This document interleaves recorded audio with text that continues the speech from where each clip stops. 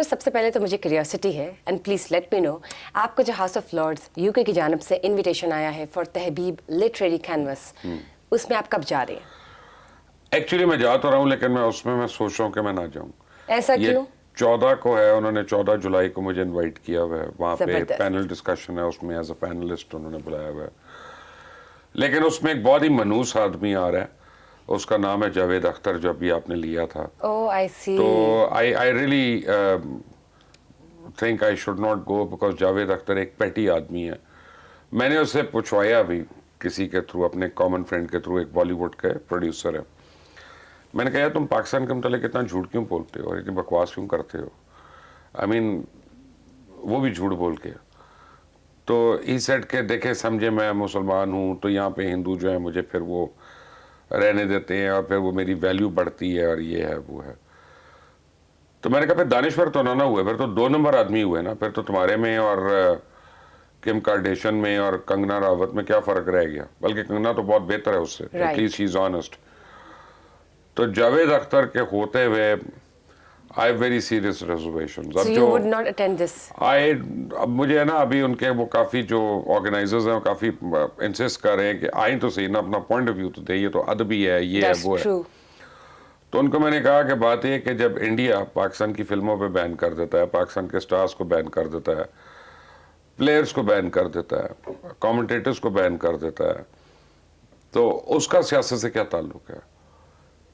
تو جب میں اگر فرض کریں آپ کی سو کالڈ ادبی، کیونکہ ادب جاوید اختر تو ادب سے ہی آ رہی ہے، جی بالکل، وہ تو ادب کاری نہیں رہا. جتنا مرضی اچھا شاعر ہو، جتنا مرضی بڑا سٹوری ٹیلر ہو، لیکن اگر خود وہ ادب نہیں کرتا تو تہذیب کے دائرے سے باہر ہے، تو کیسے آپ اس کو ایک ادبی محفل کہہ سکتے ہیں؟ سو آئی ڈونٹ نو، ابھی I am in two minds. My son wants me to attend it. My son thinks I should be there and be part of it, and I would also and give him suggest you a taste of his medicine. Yes. تو لیکن یہ ہے کہ let's see. I would also convince you and I would also suggest you to be part of this event. Well, it's still 10 days away, so let's see. Because you would actually represent as a Pakistani anchor person. I know, that's the only, I think I'm the only Pakistani over there. So you must go, I would say. So let's see. Let's see. Moving on, بات کرتے ہیں India کی. اب میں India جانا چاہوں گی. مجھے یہ بتائیں، انہوں نے ایک اسٹیٹمنٹ بھی دی ہے مسٹر جاوید اختر کی جو آپ بات کر رہے ہیں. اسٹیٹمنٹ ان کی یہ ہے کہ جنت میں اس لیے نہیں جانا چاہتا، وہاں پہ میرے پسندیدہ پھل نہیں ہیں. اس اسٹیٹمنٹ کو لے کر بہت تنقید ہو رہی ہے ان پر پھر سے، اور یہ آپ کو obviously پتا ہے پاکستان انڈیا کے جو حالات چل رہے ہیں، کس طرح سے آرٹسٹ کو ہائی لائٹ کیا جا رہا ہے، نشانہ بنایا جا رہا ہے فار نو گڈ ریزن. کیا کہنا چاہیں گے؟ اصل میں بات یہ ہے کہ ایک چھوٹا آدمی چھوٹا ہوتا ہے اور پیٹی آدمی پیٹی ہوتا ہے. یہ مسلمان گھر میں تو پیدا ہوا ہے لیکن مرتد ہے، کیونکہ مسلمان ہونے سے آ رہی ہے یہ، اور اس کو پتہ ہی نہیں کہ جنت ہے کیا. جنت تو آپ یہ سمجھیں کہ وہ ایک سٹیٹ ہے کہ جہاں پہ آپ جس مرضی چیز کی خواہش کریں گی وہ چیز آپ کے پاس ہے. یہی جنت ہے کہ what ever you can ever wish for, dream for, hope for, وہ جنت میں ہے. تو جاوید اختر جیسے مرتد کو تو اس کا مطلب نہیں سمجھ آئے گا.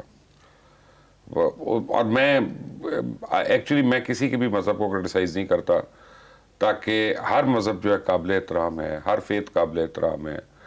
اور ایک نہ کرنے کی وجہ یہ ہے کہ بھئی آپ میرے فیتھ کو نہ کریں، میں آپ کے فیتھ کو برا نہیں کہتا، ٹھیک ہے نا.